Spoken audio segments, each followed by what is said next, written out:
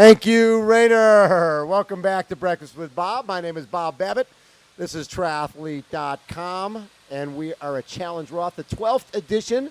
With us is a woman who's racing here for the first time, but she's 2010, 2012 ITU long distance champion, second twice at the Ironman World Championships, the Xena, the Warrior, the Princess Warrior. Caroline Steffen joins us. How are you?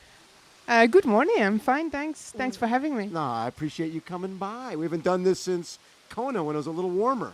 Yeah, I remember Kona was sunburned and pretty tired. And it was the day after you had a pretty tough race. Exactly. It was an after race in the morning. So how hard was it? You finished second there. You're leading until mile 23 or so. And then Leanda goes by. How hard is it to deal with? Do you start thinking to yourself, what could I have done to win that race? Yeah, of course. I mean, in the race, in the moment when Leanda passed me, I just couldn't respond. Right. There was just nothing to do. Right.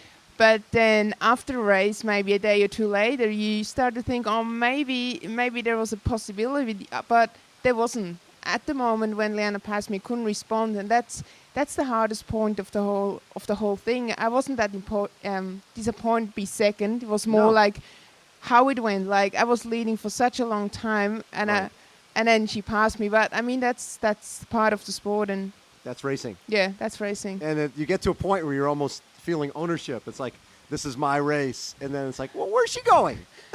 What's he doing? Yeah, that's how I felt a little bit. It was like I made this race, and that's my race. What are you doing here now? Exactly. But she had a brilliant race and a really good run, and I just struggled the last 10 Ks. And So growing up in Switzerland, what was your sport growing up? Was swimming?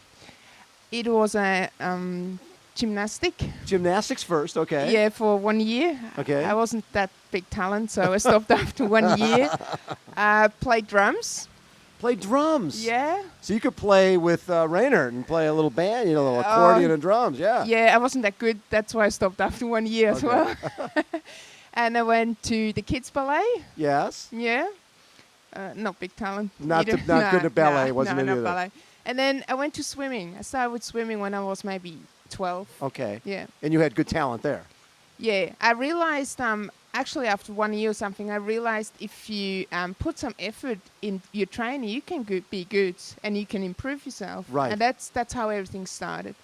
So it was swimming and then cycling, right? You moved to cycling next? Yeah, I moved to cycling for 2 years. I joined the national team as well. And then I thought, okay, I can swim, I can ride a bike. And maybe I go for a triathlon, have a go. And so that was it. So, I mean, had you thought, because there isn't a lot of money in women's cycling. I think it's okay. Maybe there's more in Europe than there is in the States.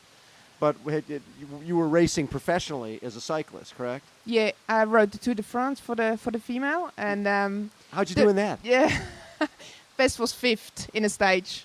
Nice. Yeah, it was sprint finish, and one of my teammates started a sprint, and I was behind, but I wasn't strong enough in the sprints, and yeah, 5th. But that must have been exciting with the crowds. Yeah, it was pretty exciting, like the whole trip, the whole week, and it was really cool. And just the whole cycling career I had, it was a big experience. Did you get to a certain point with the cycling where you felt like, okay, this is as far as I'm going to go here, and then decide to get into triathlon? No, it was more like I got to be tired of working for other people and then not getting the glory in the end. Yes. Yeah. Well, I mean, I'm honest. Absolutely.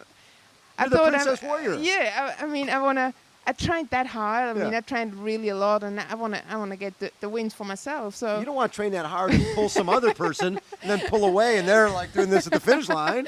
What's the fun of that? So I had the chance. They gave me the chance as well to go for the win, and I won. It was my first win in a cycling race, and it was really exciting. But I like this feeling, and I want to have it more and more. Like every race I want to go.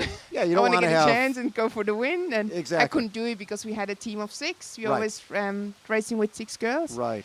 So yeah, that's why I said, maybe you should try to go for a sport where I can do what I want to do and control your own destiny. Yeah, exactly. So, how did you start out in triathlon? Did you hook up with Brett Sutton as a coach right away, or did that take a while? No, I coached myself for 1 year. Yeah. And then I met my boyfriend, David. Yes.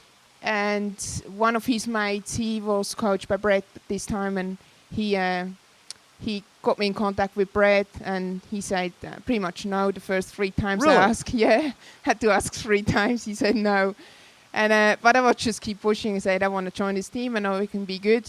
Yes. And then he thought, this girl looks like she. He likes that when you keep coming. Yeah. Yeah. He sort of plays those little mind games. Like, Yeah. So. let her work hard. Let her push to become part of my team. Oh yeah, push hard. So early in 2010. Okay. So it's only been a couple years since you've been working with him. Yeah, it's 3 years now. Well, and look at the success you've had. Yeah. And did you see that right away? That basically you start training with him, and all of a sudden you're winning world championship, and you're coming in second in Kona. Yeah, I started training with him in the 1st of January 2010, and 1 month later I got my first win. And again, like this feeling of crossing the finish line and grab a win. Yeah. This feeling was just exactly what I want to have. It was exactly what I need, what I'm looking for, Yeah. what I train for, and I knew Brett. That's the man who can. He can help guide that. Yeah. And what does he bring to the table? Is it just the workouts, or is it the psychological? What makes Brett Sutton a great coach? It's a mix of everything. First of all, the training. Yeah. We train a lot. We train hard. Yeah.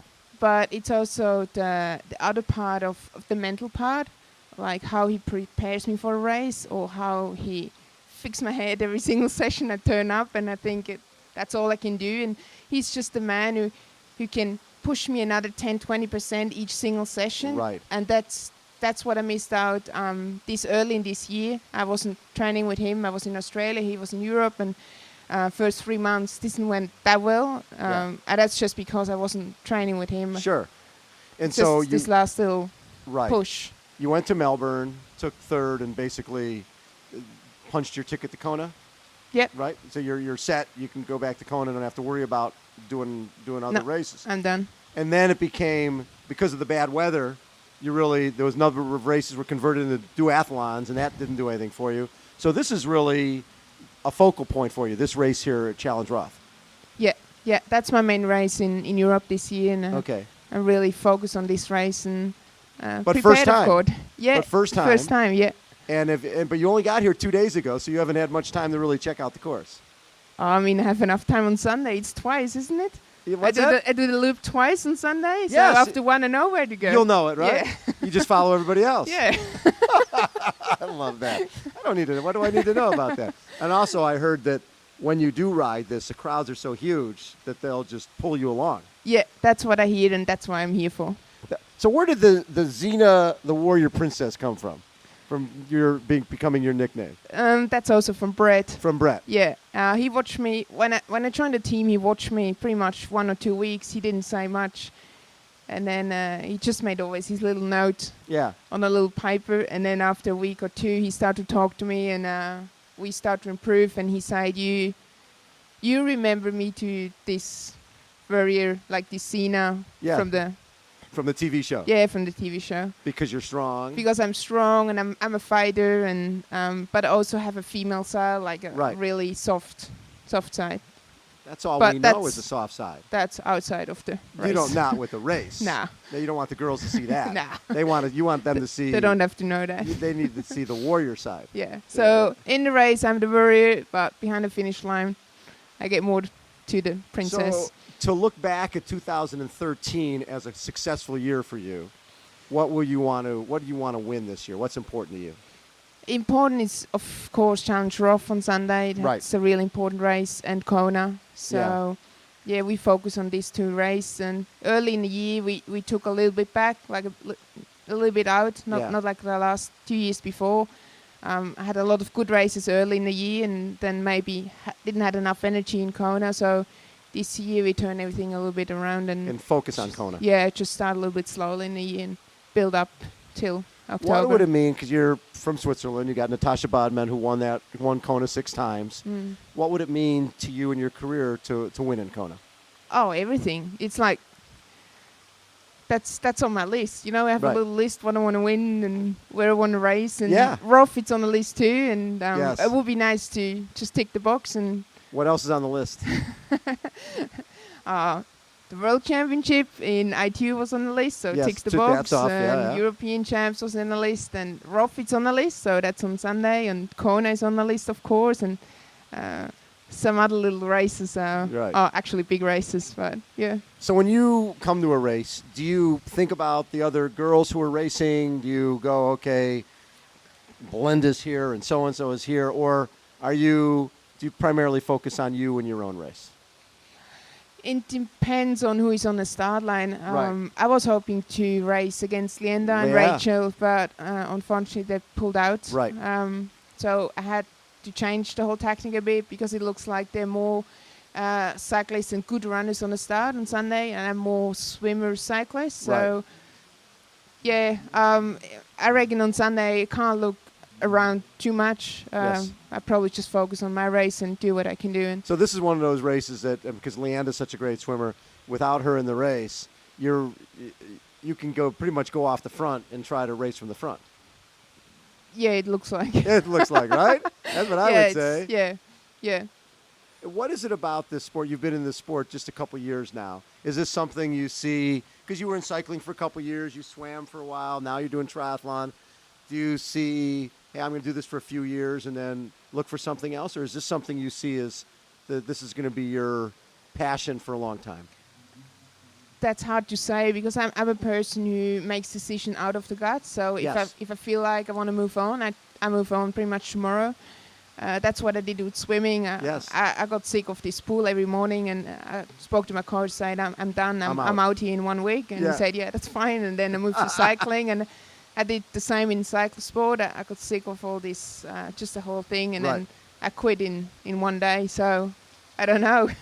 So basically, you're enjoying it now. Of course, I really enjoy what I'm doing. That's a really good lifestyle, and I have a lot of success, so that makes it even easier. And I'm sure we'll be in a sport for the next couple of years, but what's after, I don't know. And we'll make decision and move on pretty quick. And in terms of the TBB team, you guys have training camps in the Philippines and Thailand. That's got to keep it fresh when you're moving around like that.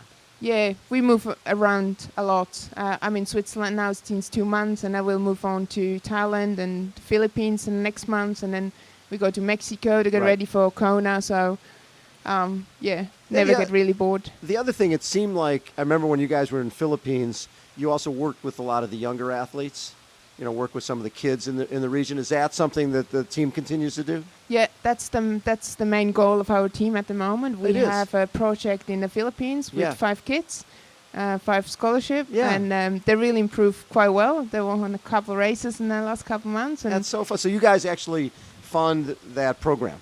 Yeah, we start to build up teams. Like we have a team Philippines, like I'm joining this team, and we have kids, which we try to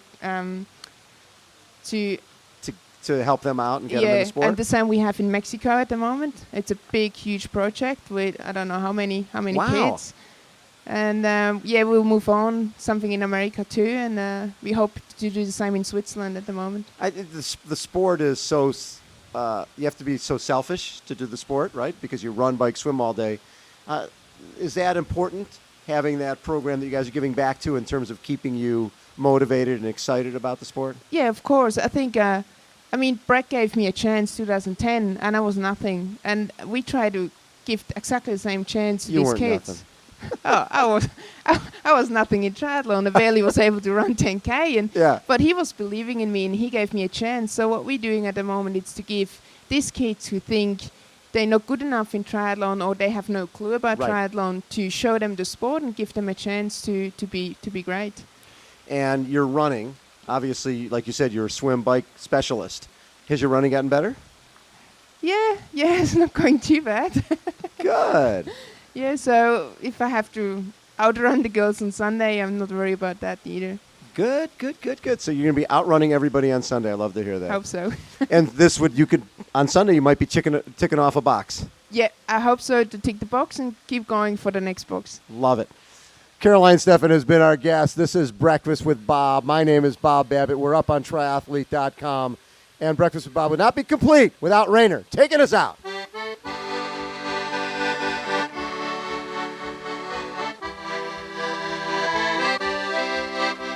Virginia, mountain mama,